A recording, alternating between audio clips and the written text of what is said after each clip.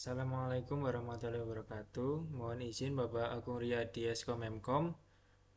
Perkenalkan, nama saya Sepandi Kusuma, kelas IF 702. Pada kesempatan kali ini saya akan mempresentasikan hasil dari ujian akhir semester mata kuliah Cloud Computing.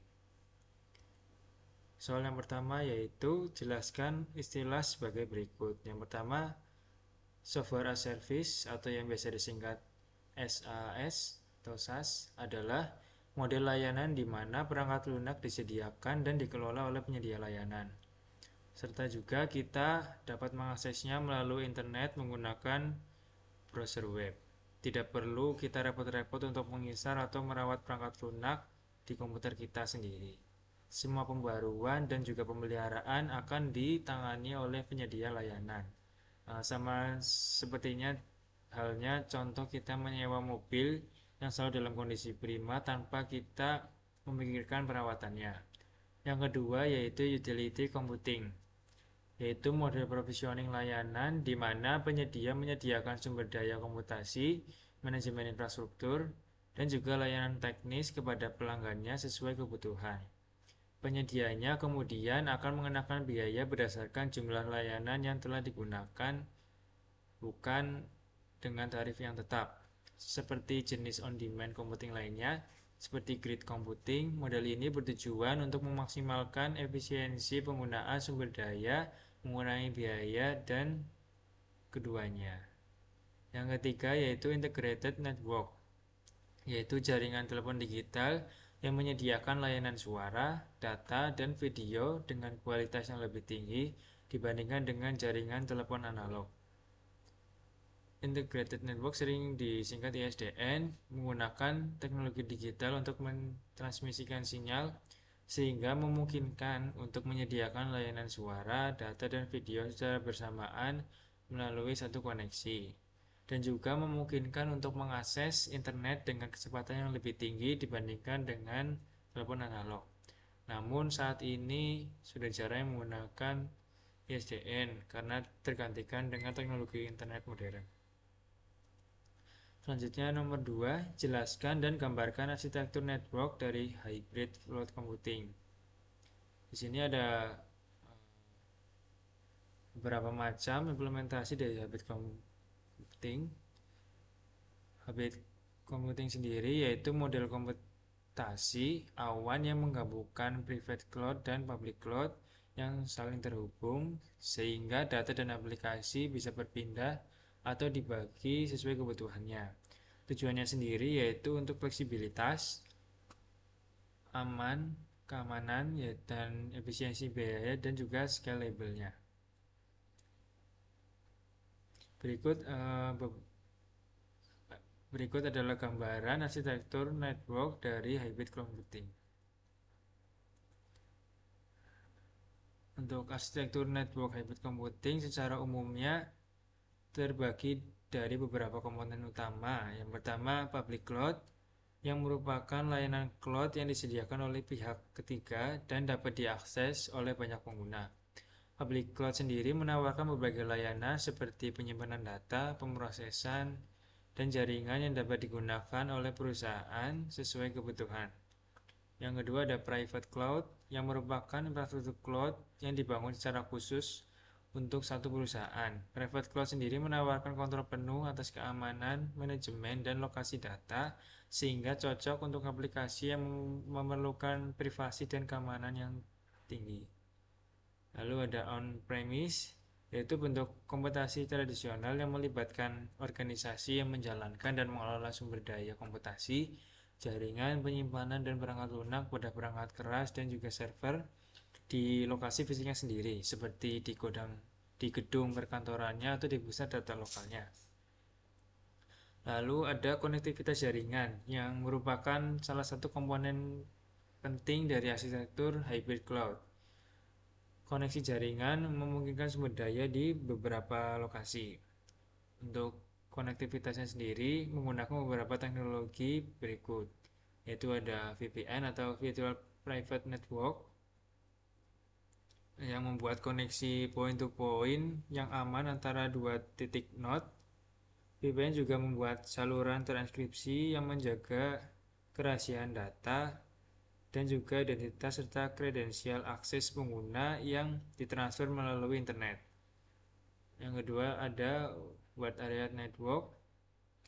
Wide Area Network sendiri seperti satu wilayah ke wilayah lain yang dihubungkan melalui jaringan dengan cakupan area yang luas. Lalu yang ketiga ada Application Programming Interface yang berfungsi seperti seperangkat aturan yang ditetapkan agar beberapa aplikasi dapat saling berkomunikasi atau berbagi data satu sama lain. Terdapat beberapa model implementasi yang dapat diberikan oleh hybrid cloud provider pada umumnya seperti pada gambar tadi. Beberapa modelnya sendiri disesuaikan dengan kebutuhan tiap user dan kondisi cloud yang dimilikinya. Contohnya diantaranya yang pertama menggabungkan infrastruktur on-premise dengan public cloud. Infrastruktur ini biasa disebut dengan infrastruktur legacy, yaitu infrastruktur on-premise yang disambungkan dengan public cloud yang didapatkan dari public provider. Lalu yang kedua menggabungkan private cloud dan hybrid cloud. Model ini diperuntukkan bagi sebuah perusahaan yang hanya mengandalkan teknologi cloud dari private cloud maupun public cloud. Model ini diimplementasikan biasanya oleh perusahaan yang sebelumnya telah mempunyai private cloud atau hybrid cloud dan membutuhkan benefit dari jenis cloud lainnya. Lalu yang ketiga ada menggabungkan infrastruktur on-premise, private cloud, dan public cloud.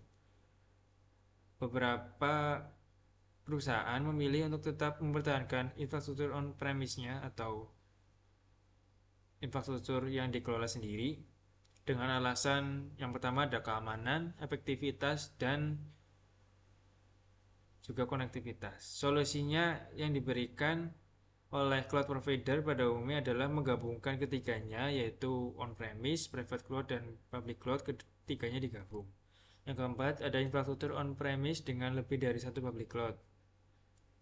Untuk setiap penyedia layanan public cloud sendiri memiliki kelebihan yang berbeda-beda ya. Lalu selain itu tujuan pemilik bisnis mempunyai lebih dari satu hybrid cloud adalah menggunakannya untuk tujuan yang berbeda-beda pula. Oleh karena umum ditemukan sebuah perusahaan menggunakan lebih dari satu public cloud. Lalu nomor 3, sebutkan 4 faktor yang berpengaruh dalam implementasi cloud computing. Faktor utamanya yang pertama yaitu teknologinya. Faktor teknologi merupakan dasar utama ya dalam implementasi cloud computing. Perusahaan harus memiliki kesiapan infrastruktur jaringan yang memadai, seperti koneksi internet yang stabil, bandwidth yang cukup, serta tingkat latensi yang rendah. Selain itu, dukungan teknologi seperti virtualisasi, kontainer, dan sistem cloud platform yang digunakan juga sangat menentukan kinerja layanan cloud itu sendiri. Yang kedua ada organization atau faktor organisasi dan sumber daya manusianya.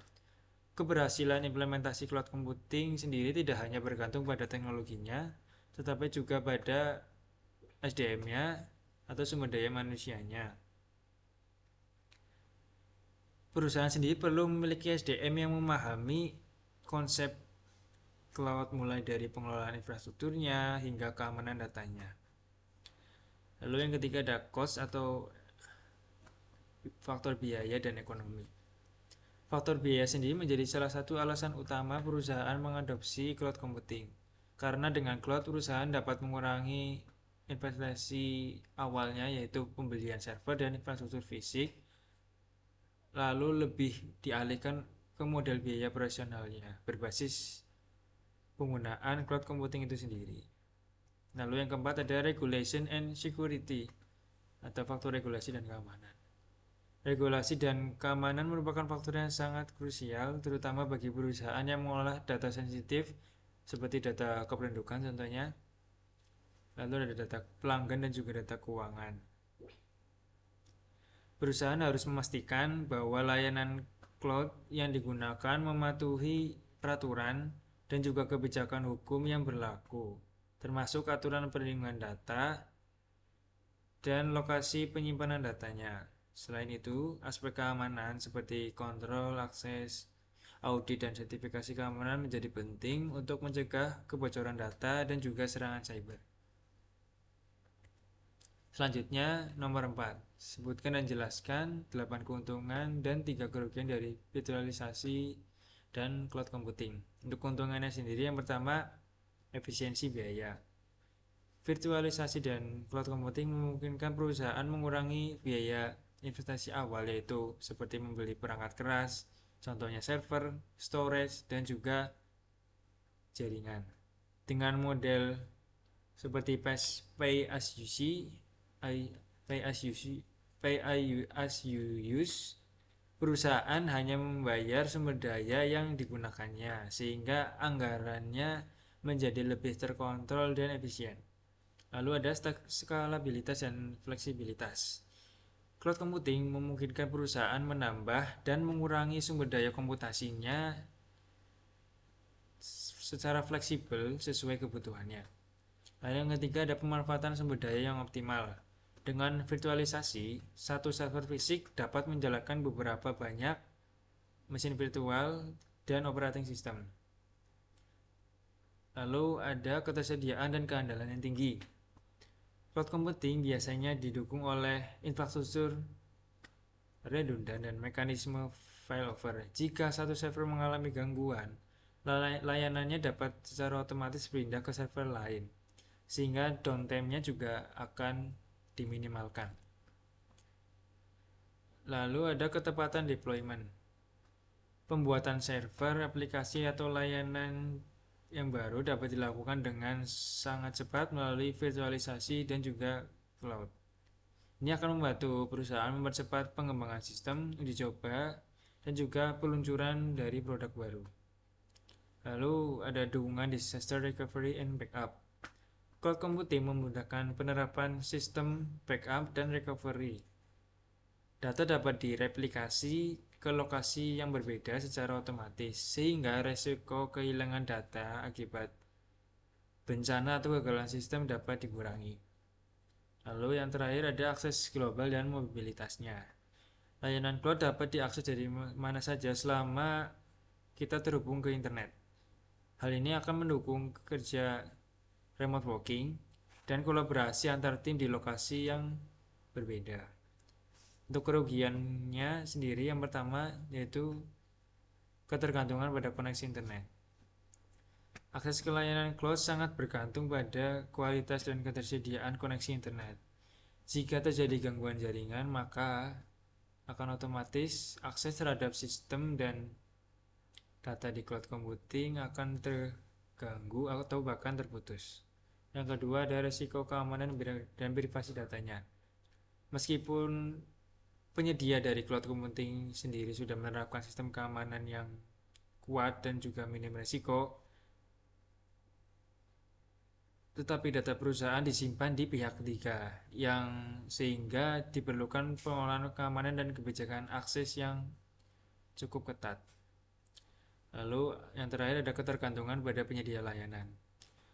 Perusahaan penyewa akan menjadi bergantung pada satu penyedia cloud, karena jika ingin berpindah ke penyedia lain, proses migrasinya tentunya menjadi lebih rumit dan kompleks, dan juga akan membutuhkan waktu yang mahal, bukan waktu yang lama dan biaya yang cukup mahal tentunya. Demikian presentasi dari saya. Untuk kurang lebihnya mohon maaf.